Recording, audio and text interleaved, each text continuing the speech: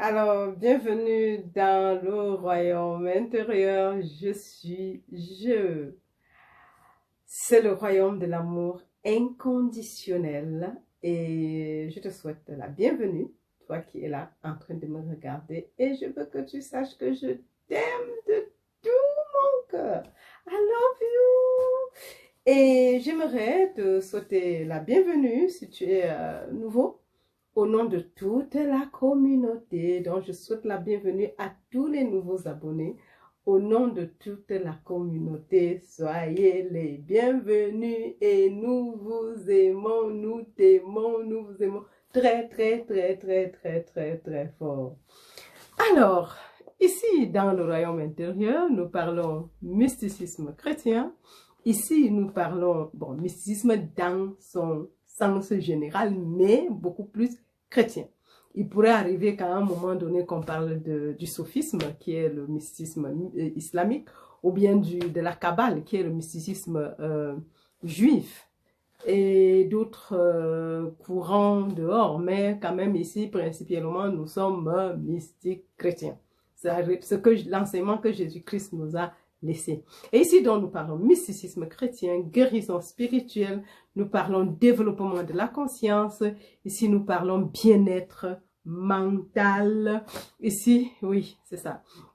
Ici, nous parlons de développement personnel. Alors, donc, oui, c'est pour ça que nous sommes là. Et présentement, nous sommes en train d'étudier les principes spirituels que tout chercheur de la vérité devrait et doit connaître.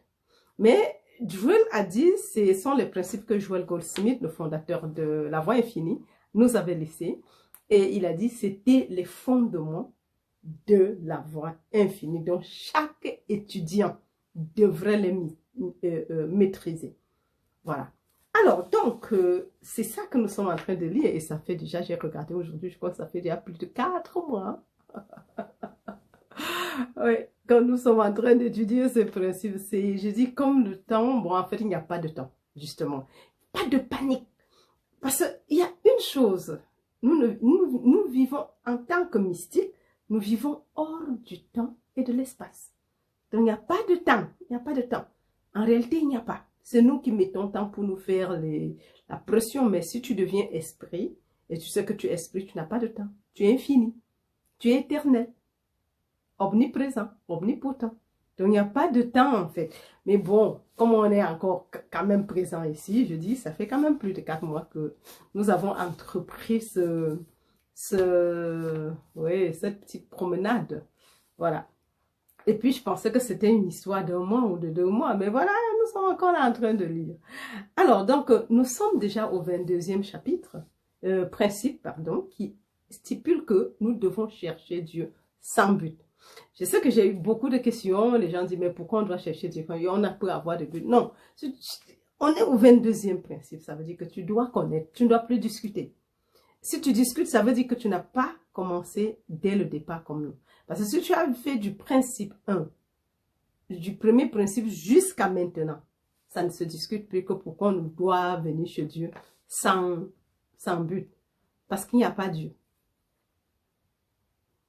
Il n'y a pas un qui vient dans l'autre. Il n'y a que Dieu.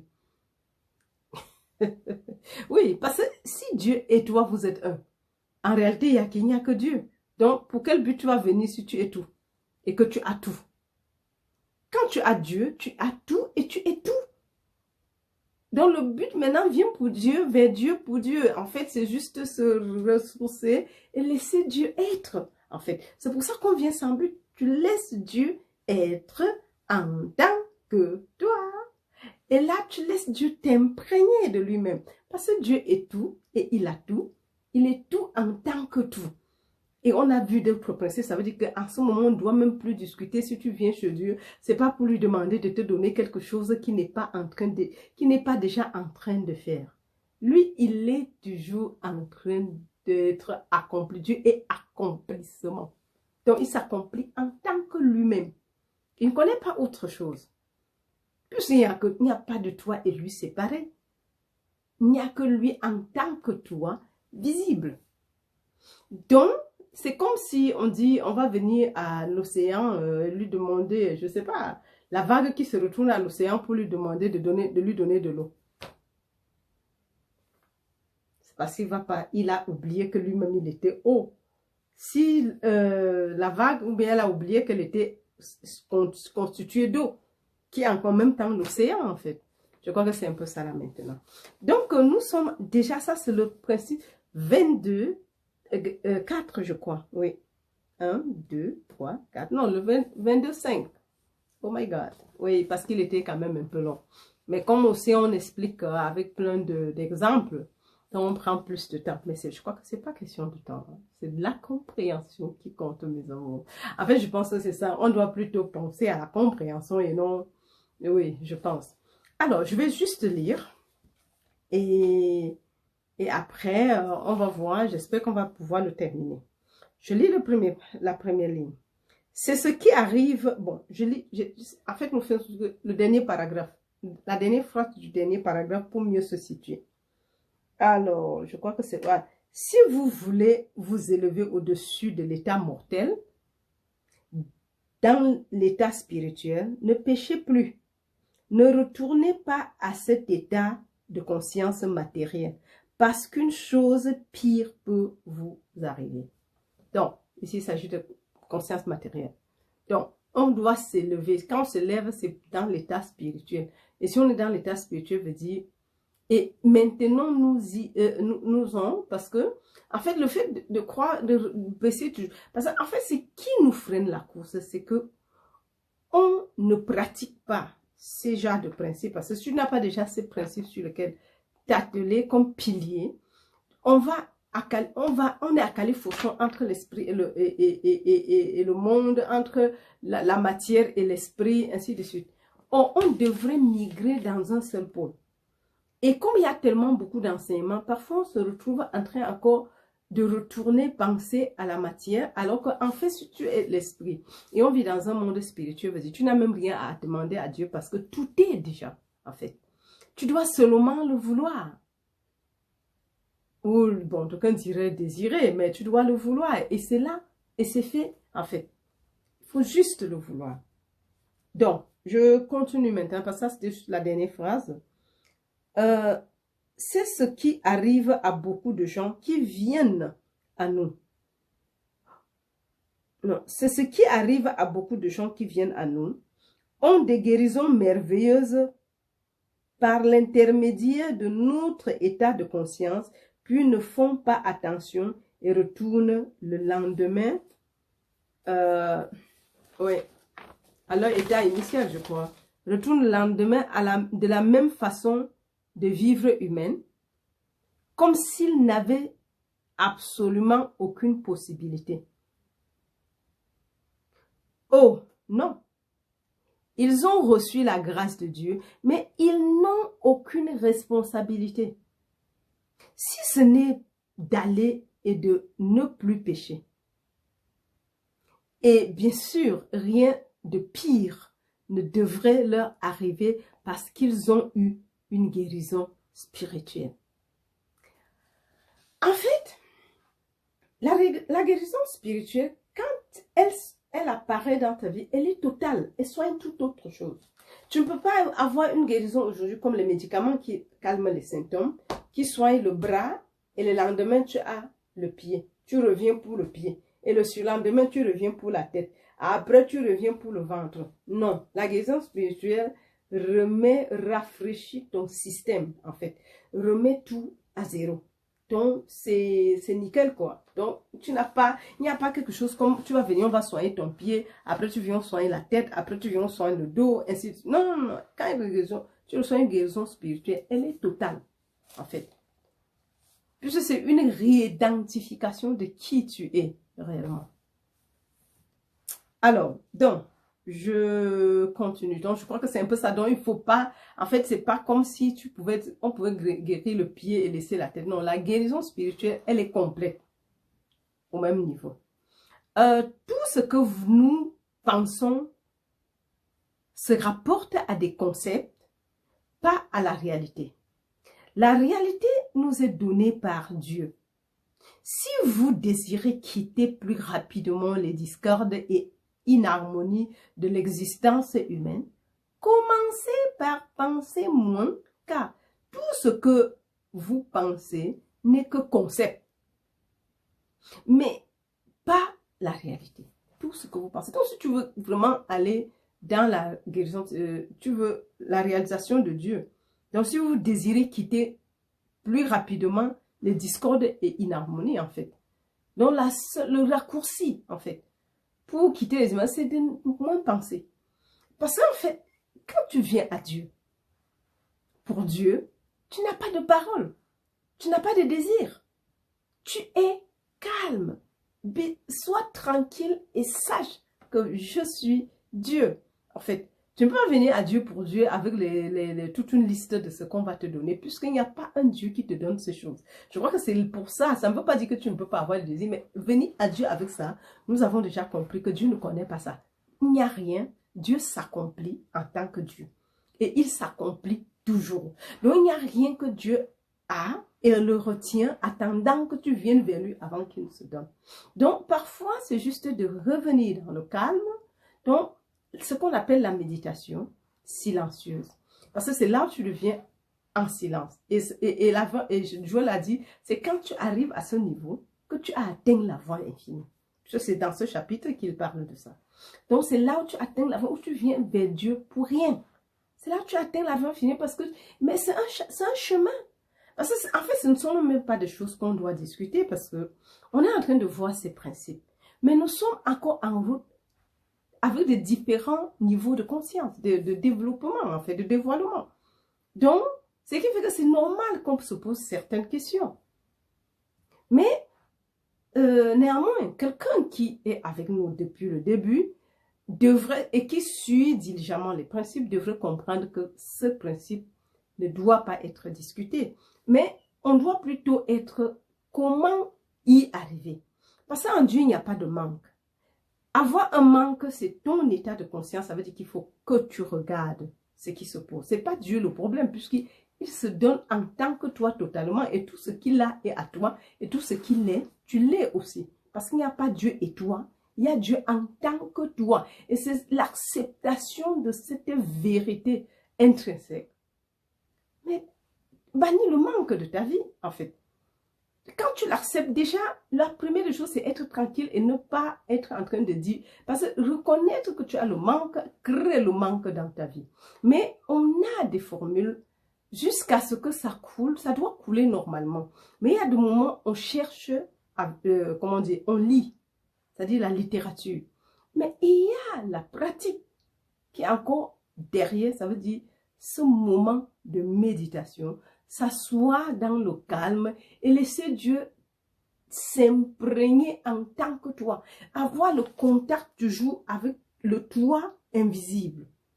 Sans rien demander, juste t'asseoir et laisser le silence parler de lui-même. En fait, c'est là la vraie méditation. Tu ne demandes rien. Mais cependant, quand tu sors de là, tu es béni.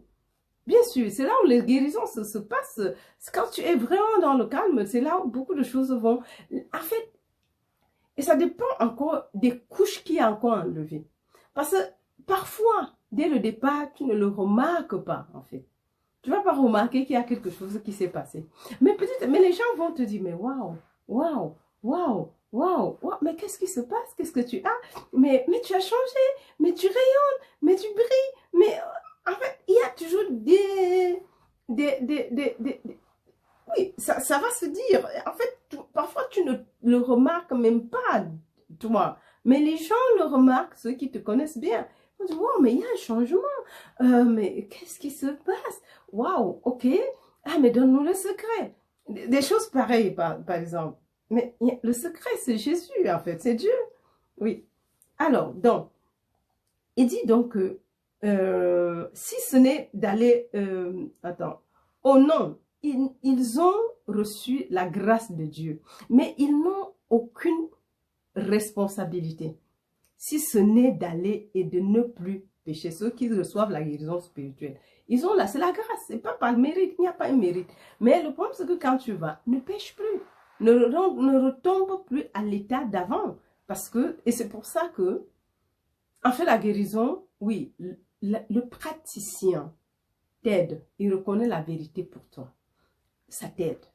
Mais le plus important, c'est toi-même d'atteindre la conscience de guérison. En fait, de réaliser cela. Or, et bien sûr, rien de pire ne devrait leur arriver parce qu'ils ont eu une guérison spirituelle. Donc, rien de pire. Parce que quand tu reçois la guérison spirituelle, en fait, ça touche presque tous les domaines de ta vie. On ne parle pas de métaphysique. On parle de guérison spirituelle. Ça touche tout. Il n'y a rien que ça va laisser dehors parce qu'elle est spirituelle, la guérison. Ça soigne, en fait. Tu es délivré de tous tes maux, en fait. Donc, ouais. Donc, tout ce que nous pensons se rapporte à des concepts, pas à la réalité. C'est pour ça qu'on dit qu'il ne faut pas penser. Tout ce que nous pensons se rapporte à des concepts, pas à la réalité. La réalité nous est donnée par Dieu. Dieu seul donne la réalité. Si vous désirez quitter plus rapidement les discordes et inharmonies de l'existence humaine, commencez par penser moins, on a dit, car tout ce que vous pensez n'est que concept, mais pas la réalité. Je ne veux pas dire quand vous pensez Dieu et des choses spirituelles. Je veux dire, quand vous pensez votre existence quotidienne, ordinaire, vous pensez surtout des concepts qui n'existent, qui ne sont pas réels. Et vous ne vous élevez pas dans votre vie spirituelle. Donc, quand on dit de ne pas penser, ne veut pas dire que tu vas rester et qu'il n'y aura pas de pensée, mais quand tu t'assois, tu commences à dire, ah oui, demain je dois travailler. Ah oui, mais il y a l'autre tante là qui m'a demandé de faire quelque chose. Ah oui, mais comment je veux faire ce travail demain? Mais c'est un projet qui est très difficile. Et en fait, tu es en train de penser d'autres choses. Ah, mais il y a même tel tantin là, tantine là, qui m'a fait quelque chose, mais comment je vais? Ou bien il y a tel ami qui m'a déçu. En fait, tu es en train de penser comment je veux faire pour relever le défi. Je sais pas. En fait, c'est ça qu'il dit. Donc, tu ne penses pas à ton train-train quotidien. Il n'a pas dit que tu ne penses pas aux promesses de Dieu ou bien, je sais pas, tu peux laisser une parole de vérité. C'est pas comme si tu vas rester. Déjà, dans la méditation, demande de ne pas se priver. Laisse les pensées passer à un moment donné. Tu vas atteindre un niveau où il n'y aura pas de pensée. Ça arrive. Et c'est un calme absolu où tu ne réfléchis pas, en fait. Voilà. Donc,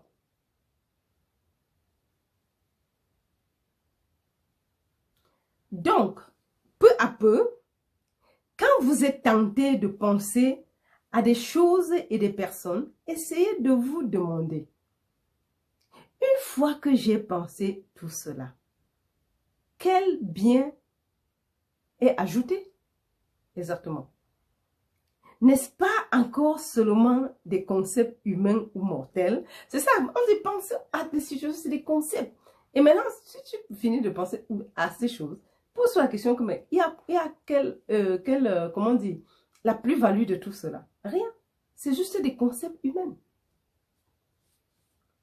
Oui, purement des concepts humains. Ce sont des concepts humains et nous devons nous débarrasser de ça, en fait, parce que c'est ça qui nous rattache au sol. Alors, que ce temps soit donné pour réfléchir à quelques idées de Dieu ou de vérité. Vous voyez ce que je veux dire? Je ne veux pas dire que vous ne devez pas penser à votre foyer, à votre travail, à votre famille, mais je parle de ce que vous pensez à leur sujet. Que pensez-vous à leur sujet? C'est ce que tu penses à leur sujet qui est problème. Ça va arriver de toutes les façons. Quand tu t'assois, 1001 choses passent par la tête. Mais je nous avais dit de dire ni bon ni mauvais. Ne pose aucun jugement et ça va partir. En ne posant aucun jugement sur ces choses, sur ces conditions, ça disparaît complètement. Et sous peu, tu te retrouves dans un calme absolu. Voilà. Donc, plus vous continuez de penser d'eux, ce qu'ils apparaissent être sur terre, plus vous pensez et rêvez au sujet de l'état mortel des expériences humaines, en fait. Parce que ça, c'est des concepts, c'est les humains qui ont tous ces problèmes. Dieu n'a jamais créé tout ce système tel que nous l'avons. Et ça veut donc dire il faut éviter de faire de ça l'objet de ta méditation. Ça va passer, mais je dis, comme je viens de dire, juste ni bon ni mauvais. Et ça va disparaître de tes pensées. Et quelque chose d'autre va venir, ainsi de suite. Non, ne lutte pas, mais pose aucun jugement. Voilà. Alors, donc, pour connaître, pour voir, pour contempler la réalité, n'ayez pas de concept, de pensée ou d'idée, mais laissez la réalité devenir évidente par votre état de réceptivité envers lui. Peu importe qui est là, à l'extérieur, ou ce que c'est, tournez-vous au-delà. Au lieu d'avoir beaucoup de pensées à leur sujet, et dites, Père, révèle-moi la vérité à leur sujet, ou au sujet de cette circonstance ou condition. Alors vous verrez la différence. Bon, je pense que ce sera tout à ce sujet, n'est-ce pas? Voilà, donc on termine comme ça le chemin vidéo. En fait, ici, vous voyez que Dieu, le principe nous demande, c'est pas que tu ne dois pas penser à ces choses, mais tu ne vas pas penser à ces choses comme si tu voulais trouver une solution par ta réflexion, mais c'est de te tourner et dire, Père, révèle-moi la vérité à leur sujet. Révèle-moi la vérité à propos de mon mariage, à propos de mes finances, à propos de mon travail, à propos du projet que j'avais. Là, tu veux voir comme Dieu voit. Il te révèle la vérité par rapport à ça. Il n'est pas là pour résoudre un problème ou pas. Et je pense que c'est ça même, en fait, le vrai challenge que nous avons en réalité. Parce que le plus gros problème, c'est de pouvoir venir à Dieu. C'est ça qu'on dit venir à Dieu pour rien. Mais quand ces choses, bien sûr que quand tu as une préoccupation, ça devrait, c'est sans